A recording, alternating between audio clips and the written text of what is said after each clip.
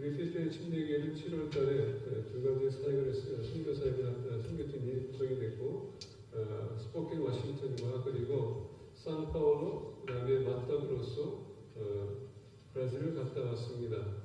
아까 말씀드린 것처럼 직능의 가운데서 우리 스포킨 워싱턴 팀이 사역을 잘 감당하고 왔다고 얘기 들었습니다. 마찬가지로 또 브라질 팀도 하나님의 가운데서 잘 사역을 마치고 잘 갔다 왔습니다.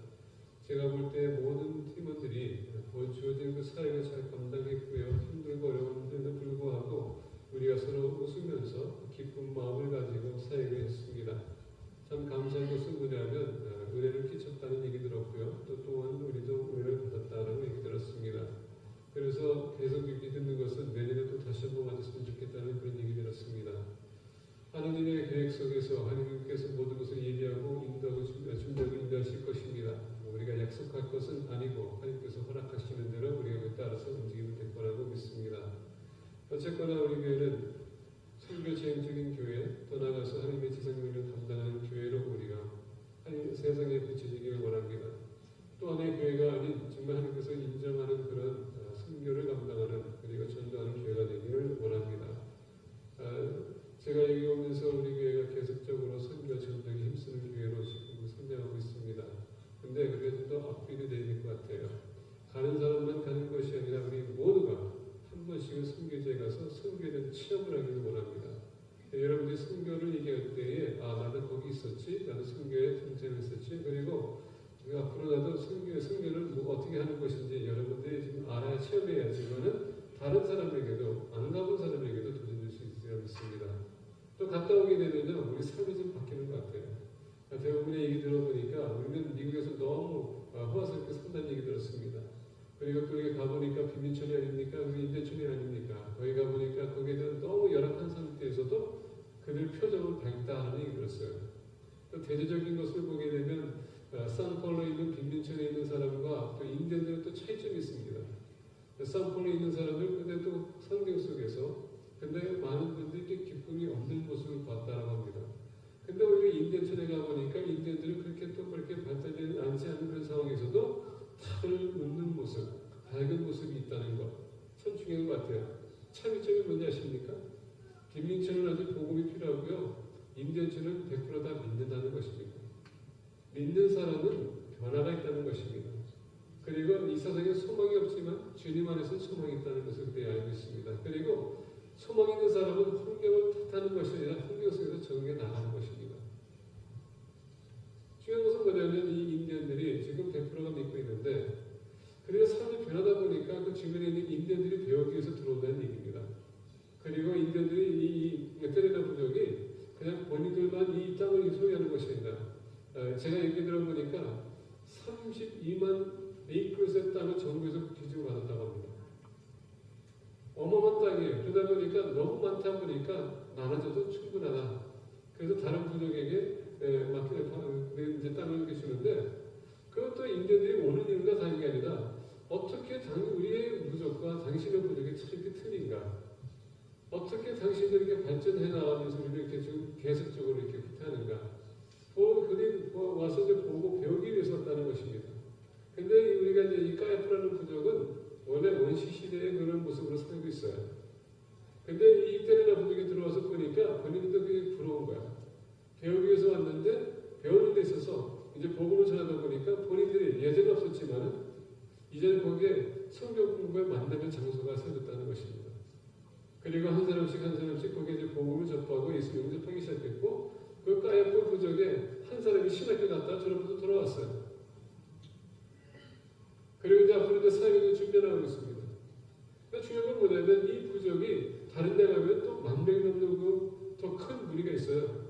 거기에 들어가서 그들이 지금 계속 나오라고 초청하고 있는 것뿐만 아니라 이제 앞으로는 이렇게 교류할 수 있는 이 때리는 부족과 같이 이렇게 만날 수 있는 그러면은 또 전도의 대상이 되는 것이고 그리고 거기 이제 보면은 다른 9 부족이 있는데 그들도 전도의 대상이 되는 것입니다.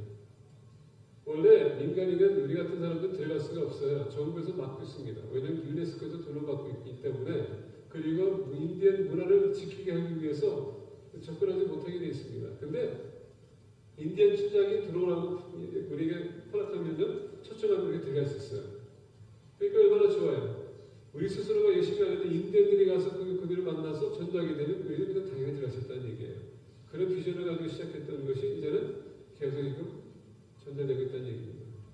까이프뿐만 아니라 또 다른 부족, 보르로 부족이 있고 여러 가지 부족들이 있는데 그들이 와서 보고 돌아가겠다는 얘기입니다. 앞으로 이 테레나 부족은 그 인대들을 받을 준비가 되어 있다는 것이죠. 그리고 복음을 전하라는 얘기입니다. 참 감사합니다. 이게 복음의 사역이고요. 시골에 섰을 때 맺는 열매라는 것을 볼 수가 있습니다. 그러다 보니까 인대들이 이렇게 얘기하다 보면요. 그들의 비전이 있어요. 본인들만 아니라 지금 다른 부족도 그들이 전달하겠다는 그런 비전. 그러다 보니까 열심히 살고 열심히 그들이 지금 준비하고 있습니다. 참 중요합니다. 그런데 대체적으로 우리가 미국에 가서 보니까 미국은 너무 편하게 신앙생활하는 것 같아요. 편리하게 우리가 찾고 이거 편리 찾다 보니까 이게 이제 신앙생활을 너무 쉽게 하다 보니까 너무 편리하게 하다 보니까 우리 또한 신앙생활에 있어서 편리를 찾고 있는 것 같습니다. 그러다 보니까 높은 말씀에 사도 바울이 디모데후서 4장 1절에서 보면 이렇게 얘기합니다. 하나님 앞과 살아있는 자와 죽은 자를 심판하실 그리스도 예수 앞에서 그가 나타나실 것과 그의 나라를 두고 엄히 명하노니.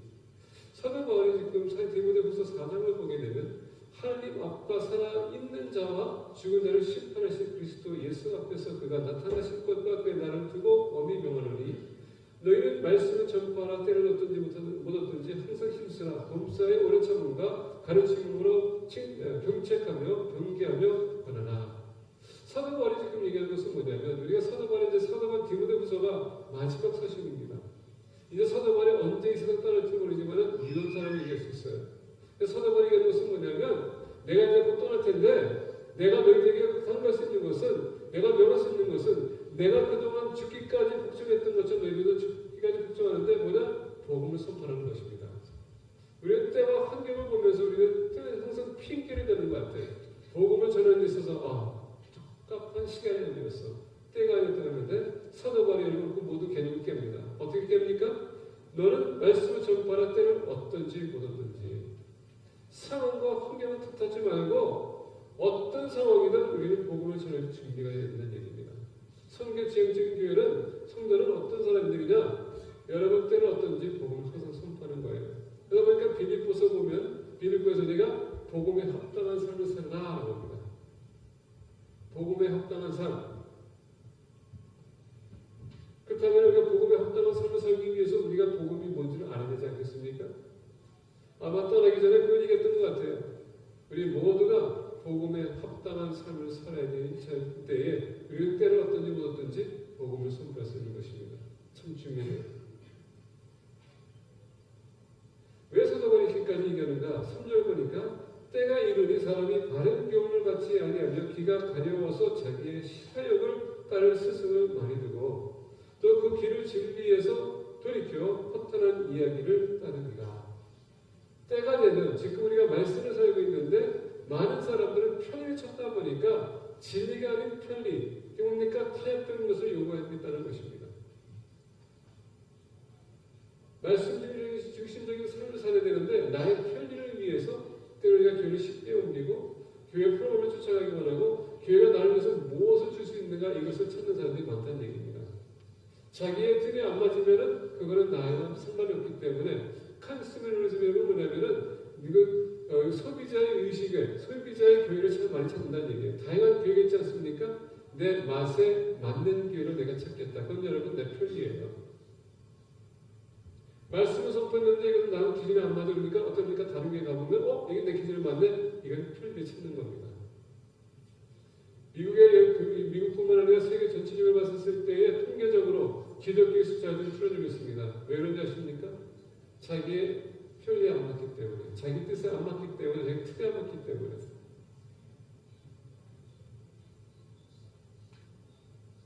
우리가 짚고 넘어가야 될 것은 뭐냐면 진리가 중심이지 여러분. 오늘날 저도 마찬가지로 봤습니다. 저도 좀 거기에 대한 잘못이 있는데 요새 트랜스젠더, 동성 이런 거, 블랙 라이브스 매너 이런 거 진리가 아닌 것을 우리가 너무 신경 많이 쓰는 것 같아요.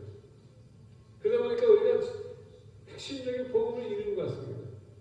그게 중요한 게 아니에요.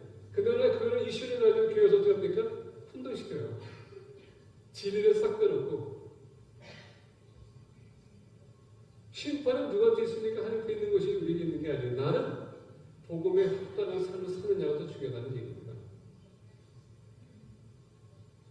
근데 복음에 합당한 삶은 뭡니까? 내가 때를 어떤지 복음을 전해야 되는 겁니다. 왜? 내가 복음을 전할 때 그 전함으로 인해서 다른 사람이 봤었을 때 이 사람이 정말 예수님께서 가르쳤던 거 말씀대로 살아가는지 아닌지 그게 대조가 되는 거예요. 내가 아무리 말을 떴더라도요 내 삶에 따라주지 않으면 그 사람은 볼 때 다른 사람이 봤었을 때 이 사람 무슨 쪽으로 사는데 왜 나한테 이런 얘기하냐 이거라는 얘기입니다. 그래서 사도 바울이 우리에게 얘기합니다. 하느님 앞에와 산자와 죽은 자를 심판하는 자 앞에 우리가 있을 텐데 너희들이 과연 합당하게 살고 있고 만약에 심판 앞에 때 너가 과연 어떤 평가를 받을 거냐가 참 중요하다는 얘기입니다. 여러분의 삶을 탓하지 마십시오. 환경을 탓하지 마십시오. 우리가 복음을 지어줬을 때 나는 복음에 신경 써야 되고 복음에 최선을 다해야 된다는 얘기입니다. 그러면서 오늘 말씀 보니까 사도 바울이 7절에 나는 선한 싸움을 싸웠다. 나는 선한 싸움을 싸웠다. 왜 사도 바울이 이렇게까지 얘기했을까요? 사도 바울이 에베소서를 보게 되면 영적 전투에 대해서 얘기합니다. 우리가 싸우는 것은 혈과 육이 아니에요. 보이지 않는 세계의 권력들과 싸우는 것입니다. 그건 뭡니까? 사탄과 사탄 영의 존재. 그들이 계속 세상 사람을 미혹하는 것이고 더 나아가 우리 믿는 사람들 심지어 우리가 세상에 조금만 관심 갖게 되면 우리를 미혹하는 것입니다. 이게 무시가 된다는 얘기예요. 이게 문제가 되는 것입니다. 그러다 보니까 내가 편의를 찾는 겁니다. 그래서 사도 바울이 얘기합니다. 우리는 선한 싸움을 싸운다는 게 선한 것은 바른 싸움을 싸우는 것이지 쓸데없는 시간이 없다는 얘기입니다. 왜? 말씀 다 갖고 오고 있기 때문에. 아까 얘기한 것처럼 부수적인 것에 신경 쓰지 마세요. 거기에 개의치 말라는 얘기입니다. 그런 게 싸우기 때문에 시간 낭비를 거기다 할 수밖에 없기 때문에. 그래서 이제 동성애나 또는 낙태나 이런 거에 대해서는 제가 좀 신경 안 쓴다고 합니다. 정치적인 얘기도 대수는 신경 안 쓴다고 해요. 왜? 시대에 가까웠는데 내가 복음에 합당한 삶을 살아야 되는데 거기에 너무 시간 뺏기는 것 같아요. 진리가 무엇인지 우리가 신경 써야 된다는 얘기입니다. 진리를 알게 되면 우리가 싸우지 않아도요 구별이 돼요. 그리고 거기 우리가 되지 않습니다. 타협을 안 해요. 그래서 사도 바울이 선한 싸움을 싸웠다. 마찬가지로 우리도 선한 싸움을 싸야 되는 것입니다.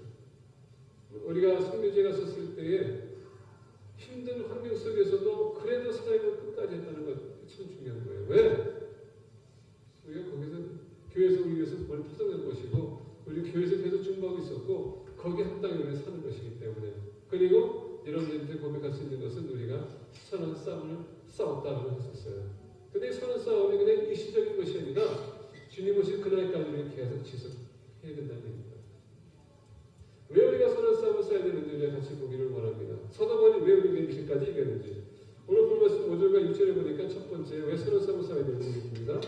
그러나 너는 모든 일에 신중하여 고난을 받으며 전도자의 일을 하며 내 직분을 다하라. 전제와 같이 내가 벌써 부어지고 나의 떠날 시각이 가까웠도다. 자, 사도 바울의 5절 보니까 그러나 세상 사람들은 자기들이 원하는 편리를 찾고 있고요. 누군가 자기들의 길을 기쁘게 해주는 그런 사람을 찾고 있고요. 거짓 선지자를 찾고 있지만은 그러나 너는 모든 일에 신중하여 모든 일입니까? 주님의 일에 대해서 여러분 삶에 있어서 여러분 생각에 있어서 모든 면에 있어서 우리가 신중해야 되는 것입니다. 왜? 때가 악하기 때문에 주님의 신앙이 멀지 않았기 때문에 그만큼 우리는 신중하게 살아야 된다는 얘기예요. 그만큼 가치 있고 의미 있게 살아야 된다는 얘기입니다. 그러면서 고난을 받으면 무슨 고난? 전도자의 일을 합니다. 자, 전도자의 일은 뭡니까? 우리가 전도자의 일은 뭡니까? 우리가 복음을 받았으니 이제 복음을 어떻게 합니까? 전해야 돼요. 근데 복음을 했을 때 굿뉴스입니다. 이반젤리가 하는데 굿뉴스라는 그시라고 합니까? 선언하는 얘기예요. 자, 그렇다면은 우리가 선과 악을 구별하는 복음을 갖고 있습니다. 이것을 가지고 나가게 되면 여러분 복음을 모르는 사람은 항상 타협적인 삶을 살 거예요. 세상이 유혹하는 대로 우리 못 따를 겁니다. 내 중력이 원하는 대로 따라갈 거예요. 그렇죠? 근데 복음은 우리에게 가르쳐주는 게 뭐냐? 선과 악을 우리가 할 것과 하지 말을 것도 뚜렷하게 구별하고 있거든요. 그러다 보니까 요한복음 보면서 전도자는 뭡니까? 복음을 가지고 나가서 우리가 살 때에, 전도할 때에 내 아까 얘기했듯이 말씀과 내 삶이 일치가 된다고 하지 않습니까? 그러다 보면 악은 악이라는 걸 뚜렷하게 구별해야 돼요. 그리고 악은 악이라고 불러줘야 되는 겁니다. 싸우라는 것이 아니라 악은 악이고 선한 것은 선한 것을 뚜렷하게 구별해 준다는 얘기예요. 그리고 만약에 구원이 필요한 사람은 그 사람이 왜 구원이 필요했는지 우리가 가르쳐 준다는 얘기예요. 그러다 보니까 세상 사람들은요, 자기가 잘못한 건 자기가 알고 있거든요. 근데 누군가 지적하게 되면 항상 분노가 생기기 시작해요. 안 그렇습니까? 여러분들이 잘못하고 있는데 누가 잘못하고 있다고 어떻습니까? 화나요. 거기에 두 가지가 있는 것 같아요. 죄의식, 그리고 그 사람을 알고 내 약점을 알기 때문에 나를 보호하기 위해서 그런 일이 생기는 것 같습니다. 어떤 분들은 회개라는 설교하게 되면 거기서 반응이 뭐냐? 왜 목사님 회개라는 얘기를 설교하냐고. 무슨 죄가 그렇게 많다고. 뭡니까? 자기를 보호하기 위해서라는 얘기예요. 그러다 보니까 우리가 이런 얘기하다 보면 다른 사람들이 내가 실수하는 거 잘못하는 거 한 번 얘기하면 괜찮은데 계속 지속적으로 얘기하게 되면 짜증이 나요. 그리고 분노가 생겨요. 뭐 당신은 뭐 죄가 없습니까? 얘기할 수 있어요. 그러다 보니까 세상은 특히 이런 거에 대해서 너무 본인들은 원치 않고 듣기도 원하다 보니까 이게 분노가 생기다 보니까 우리 핍박합니다. 그러다 보니까 고난을 받으며 전도자의 일을 하며 내 직무를 다하라. 왜? 6절 보니까 전제와 같이 내가 벌써 부어지고 나의 떠날 시각이 갖고 왔도다. 자, 이거 전제라고 했을 때 전제는 첫 번째 창세기 35장에 전제가 나옵니다. 여러분 아시다시피 야곱이 에서에 도망갑니다.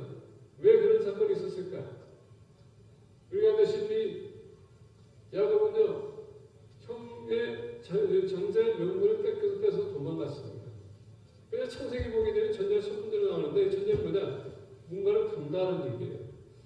야곱이 어떻게 합니까? 야곱은 잠에서 너무 힘든 나머지 광야에서 그가 돌을 베개 삼아서 자고 일어났는데 거기에 하나님을 만났습니다.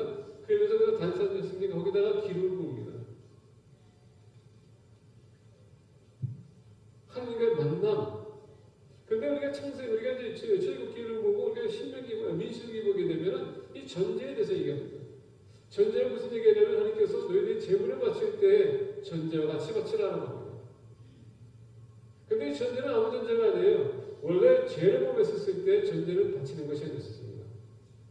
근데 우리가 신명기 보게 되면 이 전제는요, 하나님께서 너희들이 가나안 정복했었을 때 너희들이 그 가나안 땅에 들어갔었을 때 그때 전제를 바치라는 겁니다.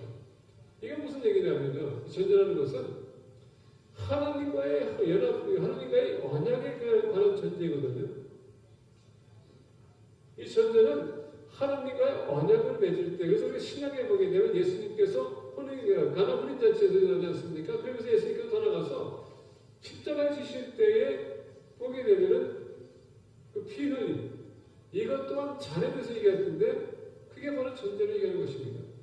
그렇다면 이 전제는 뭐냐면은 하나님과 연합에 대해서 얘기하는 것입니다.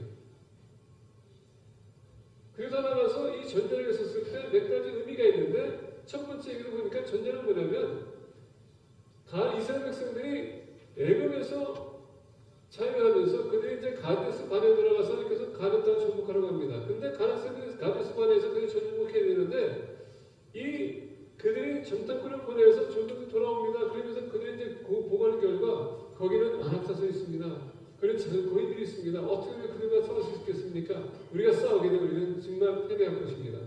여러분, 이 전탐꾼이 가서 돌아와서 보고한 것은요, 그 솔직한 마음을 그들이 고백한 거예요. 왜? 애굽에서 그들이 나왔었을 때 홍해바다에 건너입니다. 그리고 일주일 여행한 끝에 가데스반에 도착했거든요. 그러면 그들은 노예성에 있던 사람들이 지금 가데스반에 온 거예요. 전쟁을 치러본 적이 없어요.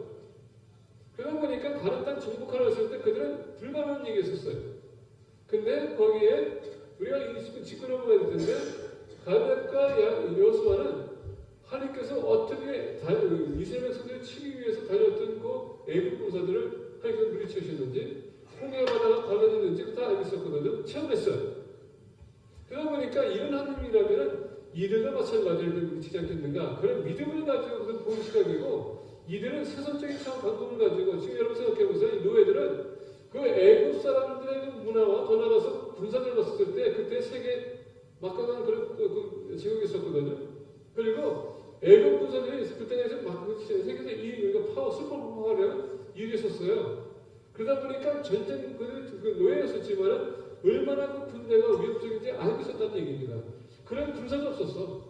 훈련도 안 받았어. 갔다 와다 보니까 어떻게 됩니까? 이거는 불가능한 상황이에요. 그래서 보고한 것은 뭡니까? 안 된다. 우리 이길 수 없다. 그들은 지극히 세상적인 방법을 본 것이고, 여호수아와 갈렙은 하나님의 전자에서 그를 본 겁니다. 하나님을 반드시 이렇게 승리해줄 것이다. 그 사람은 아니다. 우리는 승리할 수 없다. 여러분 40년 동안 광야 생활을 보기 원합니다. 40년 동안 이스라엘 백성이 뭡니까? 그들이 전쟁을 치릅니다. 하나님께서 너희들이 왜 세상적인 방법을 원하느냐? 그러면 내가 40년 동안 너희들이 전쟁이 뭔지 한번 치러보겠다. 내가 하겠다. 훈련을 시킨 겁니다. 만약에 그게 하나님 믿었다면 전쟁도 치르지 않고 하나님께서 가르쳐가고 그들에게 다쳤을 거예요. 근데 하나님 세상적인 방법을 원한다면 하나님께서 기꺼이 체험할 수 있도록 허락하신다는 얘기입니다.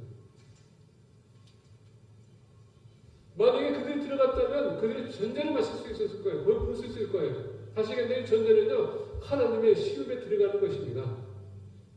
왜? 예수님의 피가 없으면 우리가 제사를 없는 것처럼 예수님의 피는 우리에게 세원함을 주는 것입니다. 그 세원함은 뭡니까? 예수 그리스도의 죽으심과 부활하심, 이것을 믿는 사람에게 영생 되는 거 아닙니까? 이 전제는 원래 우리가 하나님의 시험에 들어갈 수 있는 영원하게 있었어요. 선한 싸움을 싸운다는 것은 다른 것이 아닙니다. 하나님의 시험에 들어갈 수 있는 유일한 길이 있었다는 얘기입니다. 우리가 하나님의 시험에 들어가기 위해서는 본가스님이 얘기한 것처럼 우리가 헌신해야 된다는 얘기입니다. 그 언약 가운데 가면서 언약을 위해서 사는 것이고 주님 위해서 사는 것이고 우리가 죽되 주님 위해서 죽어야 돼요. 그럴 때 우리에게 여러분 주어지는 것이 천국입니다. 원래 많은 분들이 잘못 이해하는 것 같은데, 만약에 교리에서 여러분 잘못된 교리가 있다면 우리가 좀 고쳐야 될 것 같아요. 그건 뭐냐? Once saved, always saved. 한 번 보는 사람, 얻은 사람은 영원히 보는다. 근데 여러분 이 단어가 얼마나 우리 믿는 사람들에게 나쁜 영향을 끼치는지 여러분들 참 모를 거예요. 내가 예수님을 뵙기 때문에 그런데 지금 뭘 이렇게 얘기하는 사람이 너무 많아. 근데 여러분 그것은 우리가 예수님을 믿는 순간에 구원을 받았죠. 근데 우리가 만약에 주님의 우리 천국 들어갈까지는 우리가 신앙을 우리가 살아가는 것이에요. 근데 그런 애들까지 우리가 볼 때 아무런 도움이 안 돼. 내가 만약에 구원했다면 구원에 합당한 삶을 살아야 되는데 그게 아니라 이제 구원받았으니까 못했지 이렇게 생각할 때가 많아. 그래서 당신 구원받았습니까? 하면 예 받았습니다. 그럼 어떻게 증명할 수 있습니까? 예 간증과 여러분 내 삶의 간증과 그리고 성령께서 딱 됩니다. 근데 과연 그 여러분의 고백과 그리고 말씀과 있어서 여러분이 그 합당한 삶을 살게 되냐, 이게 중요한 것입니다. 편이라는 것은 어떤 공식을 내가 믿고 그것만 붙들고 사는 것이 바로 편리예요. 사도 바울에게는 전제는 뭔지 아십니까? 내가 지금 예수님께서 십자가 지신 것처럼, 그래서 특대는 스타일을 외친 것처럼 나 또한 그렇게 살아간다. 이겁니다. 그래서 일시적인 것이 아니라 우리는 여러분 삶을 지속적으로 우리가 지켜야 된다는 얘기예요. 선한 싸움을 사는 사람에게 첫 번째 주어지는 것은 주님의 시험에 우리가 같이 들어가는 것입니다. 마치 주님께서 하나님 뛰어난 것처럼 또한 천국을 나가게 되면 우리도 쉴 것입니다. 그래서 우리가 선한 싸움을 싸워야 돼요. 주님 오신 그날까지 우리는 복음사에게 힘써야 된다는 얘기입니다. 그렇다면 나부터 말씀을 내가 받아들이고 말씀대로 살아야 위해서 노력해야 되는 것입니다. 이제는 편리를 찾지 마세요. 주님 앞에서 그게 안 통합니다.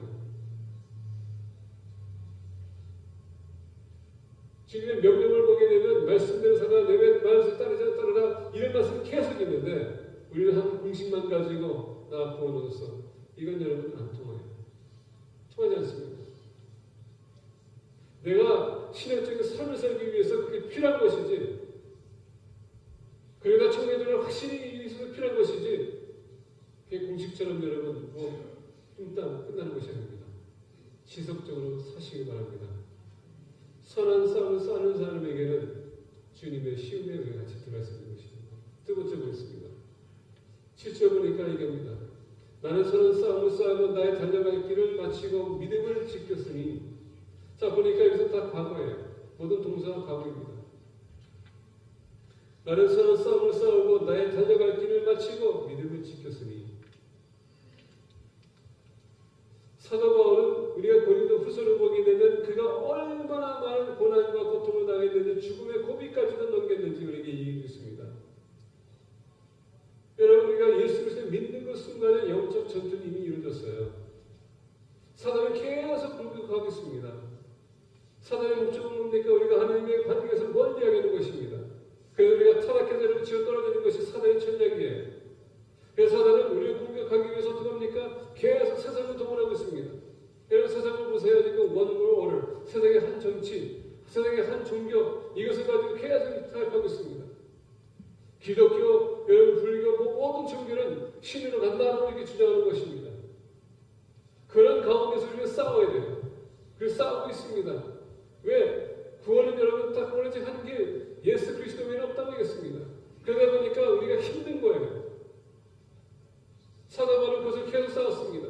여러분 생각해보세요. 헬라 문화와 로마 문화에 다양한 신들이 있는데 그 가운데서 사도 바울은 오로지 예수 그리스도 외에는 구원이 없다고 주장했습니다. 얼마나 힘든 싸움입니까? 그러다 보니까 계속 핍박이 오는 겁니다. 심지어 어떤 유대인들은 사도 바울을 죽이지 않고서 먹지 않겠다는 그런 각오를 하면서 다시 달려왔습니다. 그러다 보니까 사도 바울이 고린도 후서에서 계속 그의 얼마나 고통스러운 삶을 살았는지 우리에게 얘기해 주는 겁니다. 그럼에도 불구하고 사도 바울은 나는 선한 싸움을 싸웠다. 싸우는 것은 여러분 선한 싸움이라고 했었을 때에 그냥 아무런 싸움이 아닙니다. 이 선한 것은 우리가 예수님께서 얘기한 것처럼 선한 것은 오로지 하나님의 선한 분이 없다고 했는데 이와 같이 여러분 하나님에서 나는 어떻게 싸웠는지 한번 생각해 볼 필요가 있습니다. 여러분이 지금 싸우는 것, 누군가에게 싸우는 것, 여러분 그것이 과연 하나님을 위해서 싸우는 겁니까? 아니면 여러분 자신을 위해서 싸우는 겁니까? 여러분의 편리를 위해서, 정리를 위해서 싸우는 겁니까? 오늘 본 것을 보니까 또 나의 달려갈 길을 마치고 여기서 보니까 고린도 전서에서 사도 바울이 경전의 사람을 얘기하고 있습니다. 보게 되면 여러분 예수님 당시에 사도 바울 당시에 1세기에 올림픽 게임이 있었습니다. 그때 당시에는 그렇게 해서 원래는 4년마다 모였지만 그때는 선수가 10개월 동안 훈련할 수 있어요. 요새 프로 정신을 가지고 매일마다 훈련하는 사람이 있습니다. 연달하고 4년 동안 연달하고 난 후에 달려가지만 그때 당시에는 10개월만 주고서 올림픽 게임을 합니다. 이 10개월 동안 거기에 모든 포커스가 뭡니까? 내가 경주에서 내가 이기는 것. 그리고 승리하는 사람에게 면류관을 줍니다. 나는 그 말씀을 위해서 얘기하는 것은 뭐냐면 8절 끝부분에 보니까 그날에 내게 주실 것이며 내게만 아니라 주의 나타나시며 사모하는 모든 자에게 그러리라. 주님 사모하는 모든 자에게 상금을 주신다는 얘기예요. 근데 오늘 그 말씀 보기 7절에 보게 되면 나의 달려갈 길을 마치고 했을 때 달려간다는 건 여러분의 출발점이 있다면 그 종착지가 있다는 얘기예요. 그 피니시 라인이 있다는 얘기입니다. 그 피니시 라인을 우리가 바라보면서 달려가고 있는 이 얘기예요. 구원의 확신이라는 것은 그 피니시 라인이 있다는 것을 믿고서 전제적으로 달려가는 것입니다. 만약 없다면 여러분 달려갈 필요가 없어요. 왜 어디가 끝인지 모르는데. 그래서 사도 바울이 편들에 달려간다고 필리포스에 얘기하지 않습니까? 그게 참 중요한 거예요. 근데 사도가 얘기하는 것은 나는 지금 모든 것을 마쳤다는 것입니다. 그게 finish. 과거 얘기입니다. 그만큼 사도 바울은 본인이 해낼 거에 대해서 최선을 다했다는 것입니다. 그러면서 얘기합니다. 믿음을 지켰으니 어떤 환경 속에서도 어려움 속에서도 나는 달려갈 길을 달려갔고 그리고 내가 싸울 것을 싸웠다. 왜? 내 믿음이 나를 지켜줬기 때문에 나 또한 그 믿음을 지켰다. 다시 얘기하면 우리가 선한 싸움을 싸우게 되면 이것은 뭘 증명하냐? 내 믿음이 내가 충성했는지 안 했는지 그것을 지켜준다는 얘기예요. 이걸 증명해준다는 얘기예요. 때때로 우리 신앙을 여러분 점검할 필요가 있어요. 여러분의 신학이 어디까지 도달했는지 증명해주는 거기 때문에 내가 말하는 건 쉬워요. 근데 내 삶이 따라주냐 그건 다른 어떤 스토리, 나도 스토리. 내가 말할 수 있어요. 근데 내 삶이 따라주냐 그것은 여러분 아니라 그게 삶 자체예요. 사도 바울은 압니다. 본인이 오로지 유대인들을 이방인들을 위해서 하나님께서 택하셨다는 것. 그러다 보니까 그는 소아시아 다니면서 계속 전도한 것입니다. 계속 전도합니다. 계속 전도해요. 그가 갈 수 있는 만큼 갔습니다. 그래서 선포했습니다. 그래서 사도 바울이 얘기합니다. 사도 바울이 얼마나 완벽주의였다면 이렇게까지 얘기했을까요? 만약에 그가 유대인으로서 바리새인으로서 그가 율법으로 완벽했다면 이제 예수를 만나고 그가 얼마나 이 복음에 완벽했을까? 한번 생각해 보셨습니까? 그렇기 때문에 여기서 여러분 마쳤다. 이게 싸우는 싸웠다. 그리고 길을 마치고 믿음을 지켰다. 완벽형입니다.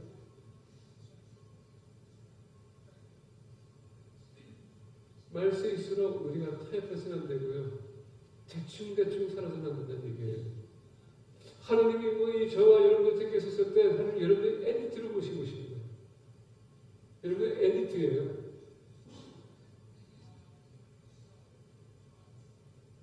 여러분들이 엘리트였기 때문에 이렇게 부르셨기 때문에 엘리트처럼 살아가야 돼요. 그러니까 말씀을 주셨다면 우리 거기에 대충해서는 되는 겁니다. 최선을 다하려고 노력해야 돼요. 그게 우리의 신앙을 증명해 주는 거예요. 내가 얼마나 열심히 했는지 그게 내 믿음을 증명해 주는 것입니다. 그래서 사도 바울이 얘기합니다. 하는 싸움을 싸워라. 야고보도 얘기합니다. 야고보에서 얘기하는 것처럼 많은 사람들은 얘기를 하지만 나는 믿음을 보여주겠다. 여러분의 믿음을 보여줄 수 있겠습니까? 말은 쉽습니다. 행동이 힘든 거예요. 저는 이번에 때려나 부정에 가서 도전받았습니다. 도전받은 것은 제가 10년 전에 처음 갔었을 때와 4년 전에 두 번째 갔었을 때와 지금 갔었을 때 그때 삶이 완전히 복음 위에서 사는 거예요. 부끄럽지 않게 그런 얘기합니다. 100% 다 믿는다고. 4년 전에 못 봤던 환경을 이번에 갔더니 젊은 애들이 교회 안에서 찬양하고 연습하더라고요. 밤늦게까지. 성경 공부하는 거. 그것도 하루만 하는 게 아니라 매일 하는 겁니다. 그게 그들의 미래예요. 부모님들이 얼마나 그들에게 찬양했으면 자녀들이 거기서 모여가지고 찬양하면서 성경 공부하고 얼마나 멋있는데.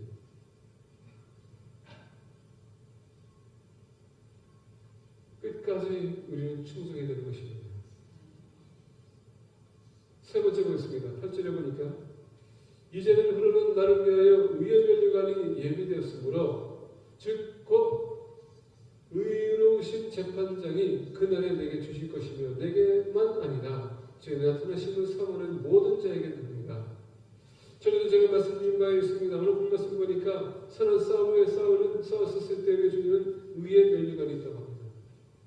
전에도 말씀드렸습니다. 면류관에 대해서 5가지가 나타나는데 첫 번째는 뭐냐? 썩지 않는 면류관. 이 썩지 않는 면류관에서는 무슨 면류관이냐? 우리가 충성할 때 주어지는 면류관입니다.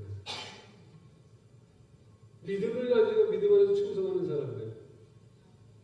이것이 썩지 않는 면류관. 두 번째 나타나는데 두 번째 면류관은 기쁨의 면류관이라고 합니다. 우리가 빌립보서 보게 되면 기뻐하라, 항상 기뻐하라고 합니다. 여러분께 기뻐해야 되는 것은 뭡니까? 어떤 상황이든 주님이 우리와 함께 하시고 우리가 주님의 백성이기 때문에 우리는 기뻐하는 것입니다. 왜 더 나가서 하나님께서 우리에게 모든 신뢰를 우리에게 내려주셨다고 했습니다. 그것을 누리는 사람이에요. 그러다 보니까 기쁨의 면류관이 있습니다. 세 번째 면류관이 있는데 이것은 영광의 면류관입니다. 이 영광의 면류관은 우리가 예수 그리스도의 성품을 닮아가는 것. 우리가 여러분 성령의 열매를 닮아갈 때 오는 기쁨의 영광의 면류관이 있습니다. 그리고 네 번째는 면류관이 있는데 이것은 생명의 면류관입니다. 이 생명의 면류관은 과연 내가 주님을 위해서 어떻게 살았는지, 고난과 고통을 내가 지금 참고 있는지, 내가 인내하고 있는지 생명의 면류관이 적어집니다. 다섯 번째 면류관이 있는데 이것은 의의 면류관입니다. 이 의의 면류관은 무엇인가? 우리가 과연 하나님 말씀대로 살아갑니다. 여기에 대해서 비춰주는 것입니다. 너는 그의 나라와 그의 의를 구하라고 했습니다. 우리는 주어진 말씀대로 살아가야 되는 것입니다. 생명이 여러분을 의의 면류관은 우리가 그 말씀을 받아들였을 때 그 말씀 내가 어떻게 충성했냐에 따라서 주어지는 면류관인데 여러분들 그 면류관을 받을 만한 책임이 있다고 생각하십니까?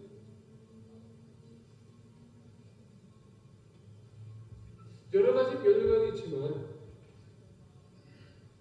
그 면류관을 받을 만한 자격이 되지 않겠습니까? 그래서 우리에게 말씀을 주시는 겁니다. 그리고 계속 능력해 주시는 거예요. 이렇게 하라. 하지 말라. 힘들고 어려워요. 근데 떠나가서 우리가 무엇을 해야 될지 하지 말아야 될지 안 해야 되지 않겠습니까? 똑같은 얘기지만 그래서 우리가 말씀을 계속 묵상해야 되는 겁니다. 말씀을 읽으세요.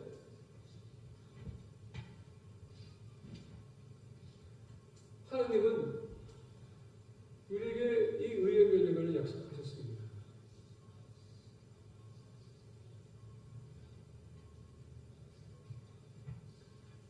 사도 바울이 이 의의 면류관을 이겼었을 때 아까도 말씀드린 것처럼 그런 바리새인이 있었기 때문에 율법에는 흘렸다겠습니다. 완벽주의자가 있었어요.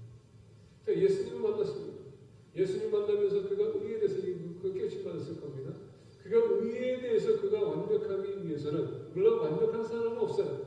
그런데 아까 얘기한 것처럼 사도 바울은 그런 성격이었었어요. 모든 면에서 그런 완벽주의자였기 때문에 그럼 이 의의 면류관을 이겼을 때 그럼 어떻게 이것을 본인이 이길 수 있을까? 아마 그런 고민했을 겁니다. 왜냐하면 우리가 11절 보겠습니다. 11절 보니까 얘기합니다.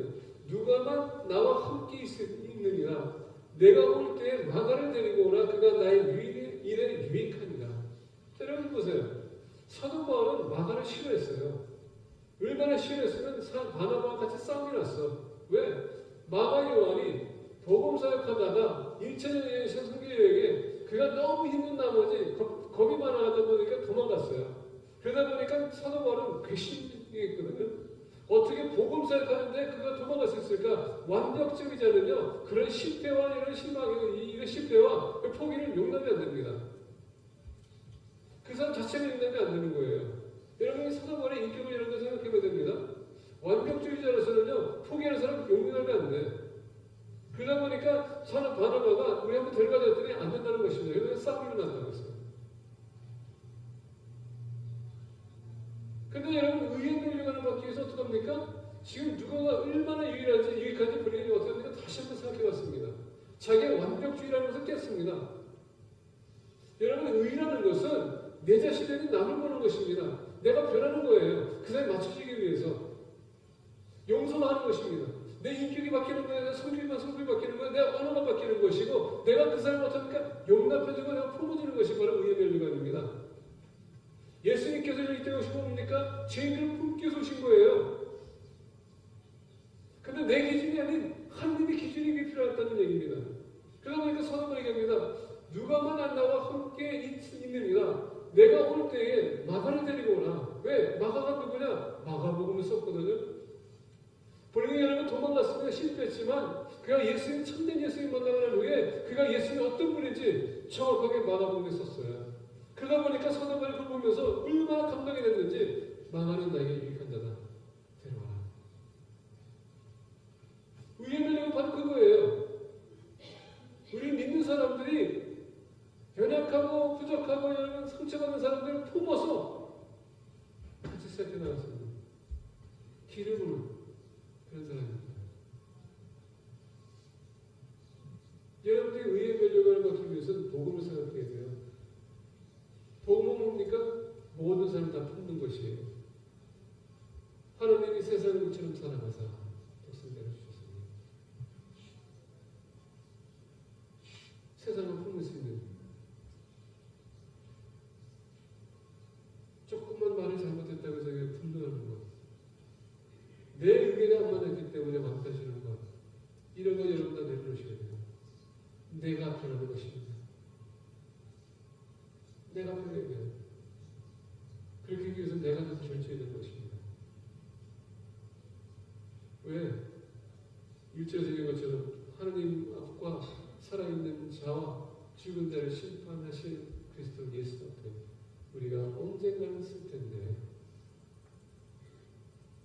이 의의 면류관을 받기 위해서 주님이 살아있는 것처럼 품은 것처럼 우리 또한 살아가고 품어야 되는 것입니다.